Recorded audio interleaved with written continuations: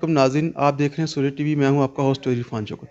आज हम आपको एक ऐसी स्टोरी दिल दहला लाने वाली बताएंगे कि लोग जो भी ये स्टोरी सुनेगा वो हैरान हो जाएगा। ये रियासत भट्टी साहब हमारे साथ मौजूद हैं। इनकी बहू ने इनके ऊपर एफआईआर करवाई है। क्यों करवाई है, क्या मसला है इसको, ये अब भट्टी साहब की ज़बानी हम उनसे सुनेगा। अस्सलाम वालेकुम सर। वालेकुम अस्सलाम। ये आप अपनी ज़रा आप स्टोरी सुनाएं कि जो आपको बिस्मिल्लाह क्या क्या रहमान हुआ। रहीम। ये जो मेरे बारे में कहा गया है, मेरे बारे में एफआईआर कटवाई गई है, ये झूठ का पलंदा है और इसके अलावा कुछ भी नहीं है। मैं जहाँ ये रह रही है, मेरी बहू रह रही है, ये कोई अकेली नहीं रह रही। मेरे दो और बेटे रह रहे हैं और उनकी बीवियाँ रह रही हैं, मेरी बेटियाँ रह रही हैं, हमारा पूरा ख़ानदान रह रहा है। कोई अकेला आदमी हो तो फिर कोई इल्ज़ाम लगाता भी अच्छा लगता है। तो ये सारे जितने दूसरे गो अफराद हैं घर के, और यहाँ कम से कम 6 से 8 मुलाजम होते हैं हर वक्त। अगर किसी के साथ ज़रा भी ज़्यादती करे या किसी के साथ कोई किसी को मारे तो दूसरे को फ़ौरन पता चल जाता है। यहाँ ये इतने बड़े इल्ज़ामात लगा रहे हैं कि ये हो गया और 10 साल से हो गया। बहुत मुझे ये बताएं कि 10 साल इकट्ठे हम एक घर में रह रहे हैं, हमारे मेरे 3 बेटे रह रहे हैं और उनकी बीवियां रह रही हैं। मेरी वाइफ को फौत हुए 2 साल हुए हैं, तो उससे पहले वो भी साथ ही थी। तो फिर इल्ज़ाम लगाने का मकसद क्या होता है? इल्ज़ाम लगाने का मकसद सिर्फ़ और सिर्फ प्रॉपर्टी के। वो कहते हैं, मेरा बेटा कहता है जी कि प्रॉपर्टी पहले मेरे नाम लगा दो। ठीक है। मैं कहता हूँ कि जी मेरा बेटा एक पढ़ता है और एक मेरी बेटियों की शादी का मसला है। तो जब उनके मसले हल होंगे तो बाद में मैं खुद तकसीम कर दूंगा प्रॉपर्टी।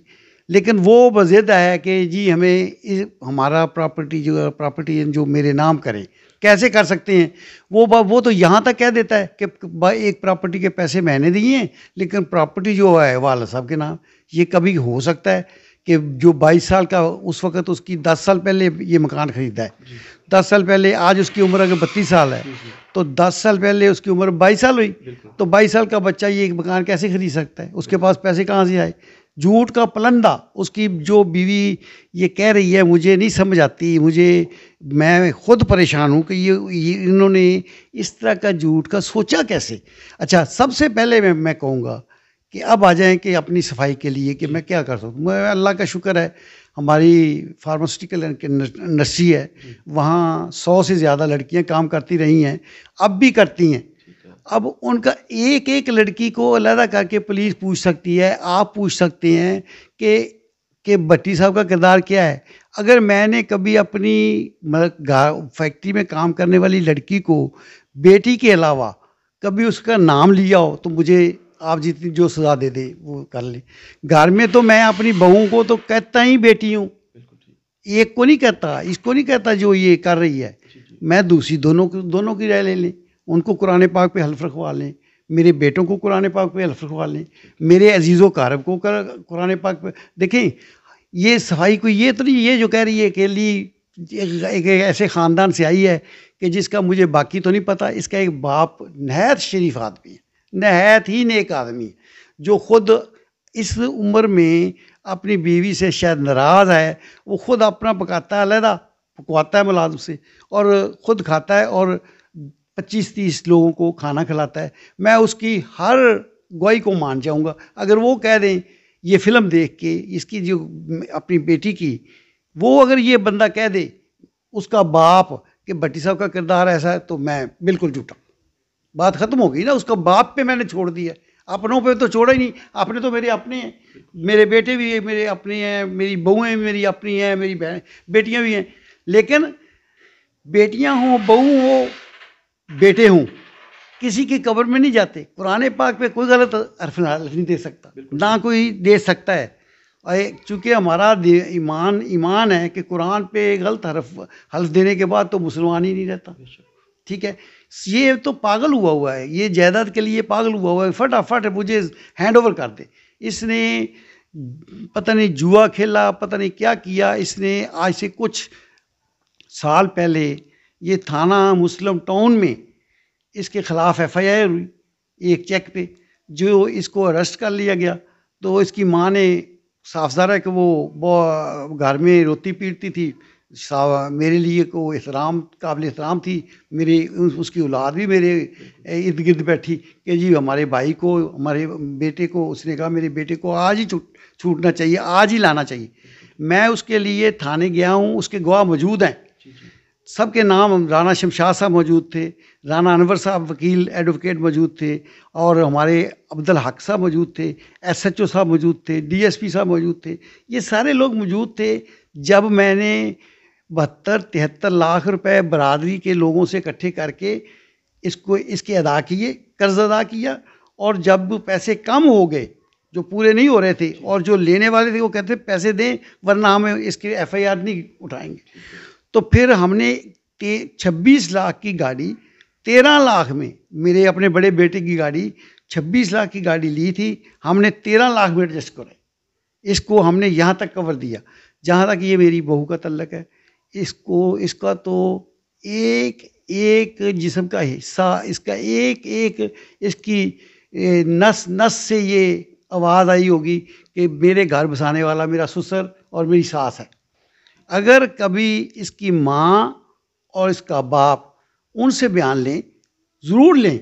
अगर वो ये ना कहें कि हमारी बेटी का घर बसाने वाला सिर्फ रियासत भट्टी और इसकी बीवी है, तो फिर भी मैं झूठा। तीसरी चीज़ मैं पूरे वसूख से कह रहा हूँ। और चौथी चीज़ ये कि इसने अपनी बीवी को कम से कम 15-16 दफ़ा मुख्तलिफ औकात में तलाक दे दी। तो वो तलाक किसने संभाली, ये बता दे। ये यहाँ पे कि मेरा सारा घर इकट्ठा हो गया जी, तलाक हो गई है। मेरे 2 भाई यानी तैमूर ने, इस मेरी बहू के शौहर ने, और मेरे बेटे ने, शहनशाह ने, जामिया अशरफिया से फतवा लिया। तो उन्होंने कहा जी कि आपकी तो तलाक हो गई है, लेकिन फिर भी मेरी जो क्या कहते हैं, जो इसकी वालदा है, वो मैं तो उसको बहन कहता हूँ। तो मैंने कहा, उसने कहा कि नहीं भाई, हम अपने कुड़म पंजाबी में कहते हैं, कुड़मनी कहते हैं। तो उसने कहा कि हम मौलवी अपने इलाके का लाना चाहते हैं, हमारे मोहल्ले का है। तो मैंने कहा चलो उसको ले आओ, जहाँ जो अगर रास्ता कोई निकलता है तो इसका घर बस जाए। वो बेचारी मौलवी को लेके आई। मौलवी साहब ने फतवा दिया कि फतवा तो खैर दिया जामिया शरीफिया ने। उन्होंने कहा जी कि इनको 3 महीने के लिए अलग कर दो। अलग कैसे किया कि तैमूर को हमने अपने घर में रखा और उसकी बीवी को उस पोर्शन में रखा। आप हमारा घर देखें तो 3 पोर्शन है, उसमें आप देख लें अलग-अलग। मुझे किसी के पोर्शन में किसी ने कोई, ये मेरा बेटा कोई नहीं कह सकता कि मैं किसी की अदम मौजूदगी में किसी के घर गया हूँ। अगर मैं घर कभी गया चला गया और मेरा बेटा नहीं है, तो फिर मैं बैठा नहीं हूँ, फिर मैंने कभी चाय का कप नहीं पिया, बैठा नहीं हूँ। और मेरा ये दावा है कि अगर ये साबित कर दें कि मैंने अपने बेटों की अदम मौजूदगी में कभी अपने इनके घर से चाय भी पी हो या मैं कुर्सी पे भी बैठा हूँ, तो मैं, चूँकि मेरी फितरत नहीं है। ये सारे सुबह मेरा कमरा बहुत बड़ा है, साथ है, वहाँ सुबह आते हैं, गपशप करते हैं, मशवरा करते हैं, सलाह करते हैं और कारोबार की जो बातें हैं डिस्कस करते हैं। रात को भी आ जाते हैं। और सबसे ज़्यादा जो आता है मेरे कमरे में या ज़्यादा जो बैठता है तो वो तैमूर है, सबसे ज़्यादा बैठने वाला वो है। ये भी आपको अल्लाह ताला की तरफ से आप उससे पूछ लें कि यार ये जो इतना बड़ा झूठ बोल रहे हैं कि मैं वो बच्चों को बचाने के लिए लगी है। बच्चे तो बचाने का मतलब ये है कि तलाक से तो बचाया है हमारे घर के अफराद, हमारे घर के मुलाजमीन। अगर आपको सबसे गवाही ले ले, अगर ये ना कहें कि ये घर बचाने वाले रियासत भट्टी और इसकी बीवी है, वरना तैमूर का घर कब से उजड़ चुका होता। बल्कि मेरा जो समधी है, चौधरी साहब मैं कहता हूँ उनको, वो उत्तर DHA में रहते हैं और कोयटा से शिफ्ट हुए हैं।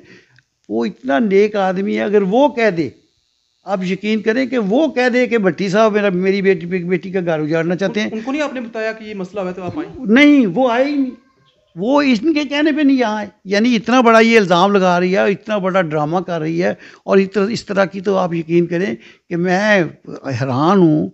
हमारा घर तो दूर, हम तो सोच नहीं सकते कि इस तरह की अदाकारी कोई कर जाए। हमें तो हमारा तो दिमाग ही घूम गया। ये मुझे बताए कि कभी मैंने इसको इसके नाम से पुकारा है, कभी मैंने इसको बेटी के अलावा पुकारा है।